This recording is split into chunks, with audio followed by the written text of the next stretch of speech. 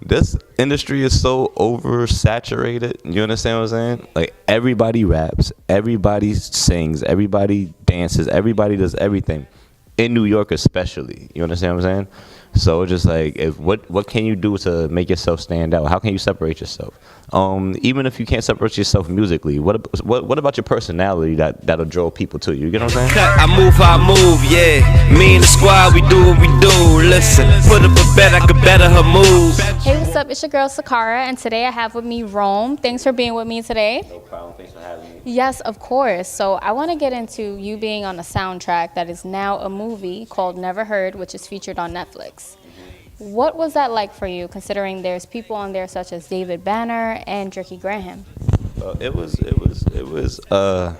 First of all, it's a blessing, and I just came across so randomly. I was doing a showcase, and these guys from Raise 'Em Up Records, shout out to Raise 'Em Up Records, David, Swing, Kenny, y'all know who y'all are. They wanted me to meet them in Connecticut at the studio, so I went there, and you know they presented me with the track and said, "Can I get with it?" I said, "Yeah, I could get with it." And basically, they just, you know, it could possibly be on the soundtrack for a movie. So I'm like, "Oh, okay, cool." So I did it, submitted it, and they liked it. And it was, you know, and that took a whole year though. That was October 2017. I didn't get the nod until October 2018. Literally a year exactly. It was crazy. I forgot I even did the song. Yeah. So I'm curious with that song No Heroes, right? Track number 4. When you make a song like that, especially for a soundtrack, did they give you the topic or you came up with it yourself? And if they did give it to you, because I saw that nod, how did you come to terms with being able to open up about such a emotional and personal topic? So they definitely gave me the topic. Because the movie is based around Lil Romeo. His father, which is David Banner, was in prison, whatever the case is, for something that he didn't do. So his father wasn't around to, you know, guide him through the streets, whatever the case is. So Lil Romeo started following into the same pattern that his father fell into. So, but they want me to rap from a perspective of not like growing up without a father, which is a complete opposite of my real life. You understand what I'm saying? Like my pops is my brother. You understand me? Like that's my man's in them for real, for real. Like he always been there. Shout out to my mother too, but my pops always been there for real, for real. Like so I had to actually rap from a perspective that's not really my life. That's the artistry in me. So it was cool. It was cool. I pulled it off. I think. Do you think I pulled it off? Yeah, no, you did. Oh my God. I'm totally surprised that that was not your real life. So that's dope. Because, yeah, the way you said it, it sounded like something that you put a lot of emotion into, which I feel like a lot of times even rappers who are rapping about things that was part of their life or something real, it doesn't come off genuine, you know? So with that being said, what are some topics that are really genuine to you in your music? What do you think one of your core topics would be in your content? My family, right? Football, I don't care. I'll give you some football balls too. I'm joking. Nah. But yeah, just see, I make music depending on how I feel when I hear the beat. Okay. You understand what I'm saying? When I hear the beat and it makes me feel a certain type of way, that's what I'm gonna write about. Like I'm working on a song right now called Movies and Bangers, right? You got to hear the beat. I'm gonna play it for you off camera. Okay. Where the beat is so knocking. It's one of those joints you hear, you be like, oh, you was in the spot. You're like, oh, who's that? Like, who? What beat is that? Movies and Bangers. That's coming. Wait for it. But when I hear a beat, depending on how the beat makes me feel, that's what I do, and that's how I operate. So I gotta ask you, because Movies and Bangers, it got me thinking. Wait, what? So like, what? Can you give us a little bit intro into that? I got you. So. You know how everybody goes outside nowadays and be like, oh yeah, when you come outside, it's gonna be a movie, it's gonna be a zoovie, it's gonna be lit, it's gonna be this, it's gonna be that. And bangers meaning like keep making these fire ass songs. Part of my language. I don't know if we can find me. Oh, okay, cool. But yeah, keep making these fire songs. So movies and bangers, and not for nothing, one of my tracks is on a movie, so I'm trying to get more of those. Movies and bangers. Right. Okay, that was a quick little flex. We see it. Okay. All right. No, that's what's up. So as far as music artists that you would like to work with, do you have any, like, I want to say one male and one female, if you could pick, that you could choose to work with? Alright, boom. One male, Nipsey Hussle. I fuck with son, and I don't even know him. You feel me? It's just like his album, Victory Lap, classic. I don't care what nobody say. Most definitely. And then female, LMA. That yeah, LMA is the truth. Actually, you want to hear a funny story real quick? Yeah, of course. I'm gonna make it short, right? Back in like 2015, I came across LMA's Instagram, right? And this is before she was LMA that she is now. Like, she was singing whatever case is on her, and I was like, oh shit, it's fire. I actually reached out via DM the same way I did with you, right? Reached out via DM, and no funny money, just really wanted to collab and get something done. No response, right? But look at her now. I'm gonna get you. Watch. And my son loves you too. My son loves LMA. He's only 8 months old. When her song come on, he be like, "That's the light skinned girl." Oh, that's what? That's a fact. Ask my son's mother. That's insane. So young. Well, LMA, she got the fans from a youngin', so that's perfect, you know? Right. But that's cool that you ran across her so early. Early. Yeah, considering 2015, nobody heard of her before, so that's pretty dope. So as far as you working with singers, because No Heroes, JC is on that record, and it was a really dope collab. Like, I really like having the rap and the melody as well on the same track. Is that something you're looking forward to? Can we expect you to do maybe an EP with more features and stuff like that?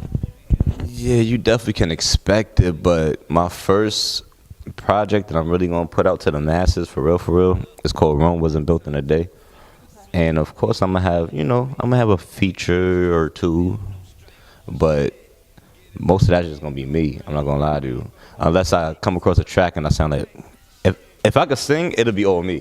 Right. You understand? But I can't sing, so I'm gonna need somebody for a hook or something. So, but literally, my first project, Rome Wasn't Built in a Day. It has no date yet, nothing like that. I'm just still revamping. I actually dropped it one time already, but I'm revamping it. You feel what I'm saying? So, but I'm gonna have a couple features, nothing crazy.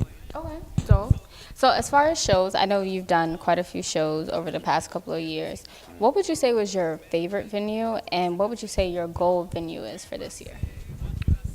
My favorite venue, I like Silhouettes in the Bronx.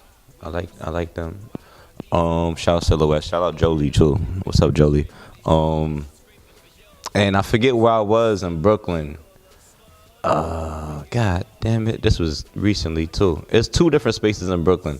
I'm bad with names. Oh, okay. Yeah. I think I have an idea what you're talking about. Yeah, I'm bad with names. I'm very bad with names. But, And yeah. a goal that you have this year? Oh, this year? Trying to get in, or what show you trying to get in? I'm just trying to get onto the biggest platform ever at the end of the day, at the beginning of the day.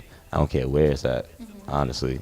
Open up for whoever. And I see my mans, listen, shout out to everybody in Mount Vernon that's doing your thing, for real, all jokes aside, because I see what some of them are doing, and it inspires me. Like, shout out Ville God, Dre Pros, man, Dre Prose.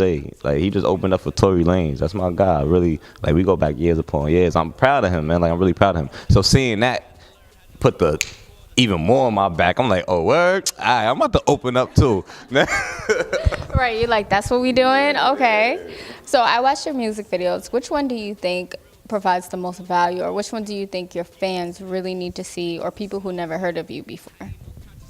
Smoke Sober Drinks, right? It's called Smoke Sober Drinks. I know the name is kind of trippy. I did that on purpose.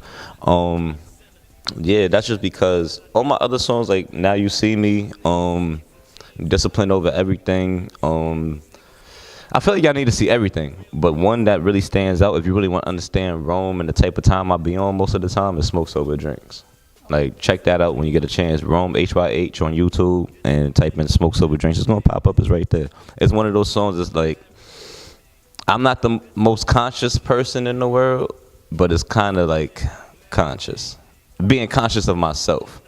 I call it Smoke Sober Drinks because sometimes I smoke, sometimes I drink, sometimes I don't do shit, and I'm dead sober. You understand what I'm saying? So it depends on what type of space I'm in at that particular moment. So now I want to ask you about Discipline Over Everything. Okay. I really like that song, and I want to know for you, what do you think that means in your own lifestyle? Because I think a lot of people looking at millennials and artists in general, they're like, oh, we don't have discipline, you know, we don't know the hard work that goes into things, and we want things so easily. So what it really means is what it sounds like, discipline over everything. If you don't have a degree of discipline, you're not going to get anywhere. That's just that. I'm going to make an example. Like, you know, piggybacking off a smoke, sober, drink. Sometimes I smoke, sometimes I drink, sometimes I don't do anything. You have to have that discipline where you could cut things short, especially if you're overindulging. Overindulging is never a go. You understand what I'm saying? And then it's just like, first of all, Forever Danza, my boy Danza was in the background of the video, not even really trying to be in it, but you know what I'm saying? Like, if it flashed to like when we took a little cut break or whatever the case was, he was like, "Yo, bro, I like the energy on this song. Keep doing what you're doing." And then a few weeks later, like, he got shot. I mean, like, so rest in peace, Danza. That's my man's for real. But yeah, discipline over everything is kind of self-explanatory in a sense. If you don't have discipline, you're not gonna get anywhere. Right. Yeah. Absolutely. Do you feel like there's any pivotal moment, like let's say growing up in Mount Vernon or being in New York in general, that helped shape you as a music artist? That helped shape me as a music artist? Yeah, just everybody that does music. It's so this industry is so oversaturated. You understand what I'm saying? Like, everybody raps, everybody sings, everybody dances, everybody does everything. In New York especially. You understand what I'm saying? So it's just like, what can you do to make yourself stand out? How can you separate yourself? Even if you can't separate yourself musically, what about your personality that'll draw people to you? You get what I'm saying? You got to think about all these type of things. And you actually just went right into my next question, which is, what do you feel like makes you stand out? And what do you think for listeners out there who never heard your music before should really, really know about you? Right. What makes me stand out is just being me. My rap name is my real name. Okay. Right? it's no gimmicks. Like, it's kind of opposite with me. Me not trying to have a gimmick and just sticking to my guns and just being myself is helping me to stand out. Because nowadays, everybody has a gimmick with them. Everybody has some sort of something that comes with them. And that's what the general public kind of expects now. So when you see somebody like, quote unquote, normal like me, it's like, damn, who's this normal nigga in the cut? Like, this nigga normal. Let's see what he talk about. Yeah. So we can't expect no piercings, no blue hair, no dreads, nothing? Hold on, wait. Speaking of dreads, now, I tried dreads for like 3 months, right? Nah. Not at all. I'm like, nah, that's not my way. That is a struggle. So I'm not going to knock it. So I want to find out now, on a lot of your platforms, you have HYH, which I'm guessing stands for Handsome Young Hustlers. Which it does. All right, perfect. So can you break that down for us? All right, so boom. First of all, shout out to HYH. Shout out to Demo, Trev, motherfucking Ye, Duve, Voodoo, Germ, Nice. The list goes on. Rod, everybody, man. Shout out the whole HYH, the whole squad. Listen, but DJ Big Ock, my fault. I ain't mean. I almost forgot, bro. But so it stands for Handsome Young Hustlers. Trev and Demo and Trev, they started this thing. You feel what I'm saying?